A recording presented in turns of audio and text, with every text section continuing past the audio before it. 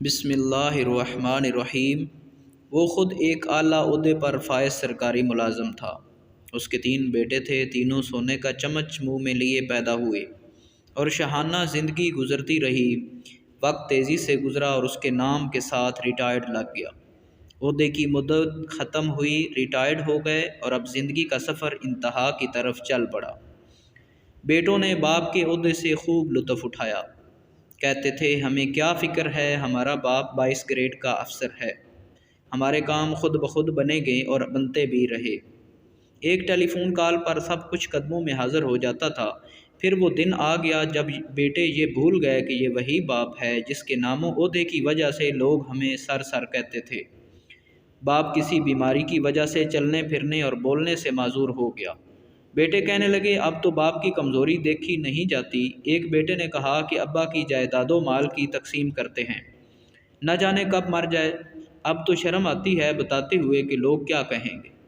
جب دوست آتے ہیں تو سامنے یہ بوڑھا پڑا ہوتا ہے۔ چلو ایک نوکر مستقل ان کے ساتھ رہنے کے لیے رکھ لیتے ہیں جو ان کا خیال رکھے۔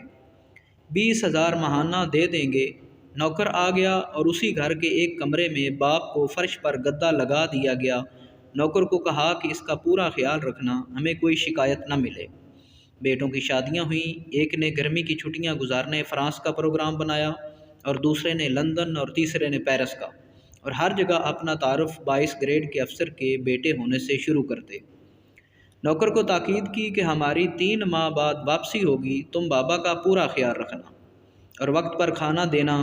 جی اچھا صاحب جی۔ سب چلے گئے۔ وہ باپ اکیلا گھر کے کمرے میں لیٹا سانس لیتا رہا، نہ چل سکتا تھا، نہ خود سے کچھ مانگ سکتا۔ نوکر گھر کو تالا لگا کر بازار سے بریڈ لینے گیا تو اس کا ایکسیڈنٹ ہو گیا۔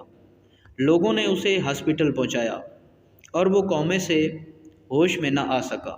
بیٹوں نے نوکر کو صرف باپ کے کمرے کی چابی دے کر باقی سارے گھر کو تالے لگا کر چابیاں ساتھ لے گئے تھے۔ ملازم اس کمرے کو تالا لگا کر چابی ساتھ لے کر گیا تھا اور ابھی واپس آ جاؤں گا۔ اب بوڑھا ریٹائرڈ سرکاری افسر کمرے میں لاک ہو چکا تھا اور وہ چل پھر نہیں سکتا تھا، کسی کو آواز نہیں دے سکتا تھا۔ لہٰذا 3 ماہ بعد جب بیٹے واپس آئے اور تالا توڑ کر کمرہ کھولا گیا تو لاش کی حالت وہ ہو چکی تھی جو تصویر میں دکھائی دے رہی ہے۔ محترم خواتین و حضرات، عبرت کا مقام ہے یہ واقعہ۔ ہم کس طرح اپنی اولاد کے لیے حلال و حرام کی پرواہ کیے بغیر ان کا مستقبل سنوارنے کے لیے تن من دھن کھپاتے ہیں اور زیادہ سے زیادہ دولت جائیدادیں بنا کر ان کا مستقبل محفوظ کرنے کی کوشش کرتے ہیں اور سوچتے ہیں کہ یہ اولاد کل بڑھاپے میں میری خدمت کرے گی۔ اعلیٰ ترین غیر ملکی سکولوں میں دنیاوی تعلیم دلواتے ہیں اور دین اسلام کی تعلیم دلوانے کو توہین سمجھتے ہیں، جس میں سکھایا جاتا ہے کہ والدین کی خدمت میں عظمت ہے۔ ہر انسان جو بوتا ہے اسی کا ہی پھل پاتا ہے۔ ہمیں بھی سوچنے سمجھنے کی اشد ضرورت ہے۔ ہم اپنی اولاد کو کیا تعلیم دلوا رہے ہیں؟ کہیں ہمارا حال بھی ایسا تو نہیں ہونے والا؟ تو امید ہے دوستو آپ کو یہ تحریر پسند آئی ہوگی۔ اگر یہ تحریر پسند آئی ہے تو ہمارے چینل جی کے وائس کو سبسکرائب کر دیں۔ شکریہ۔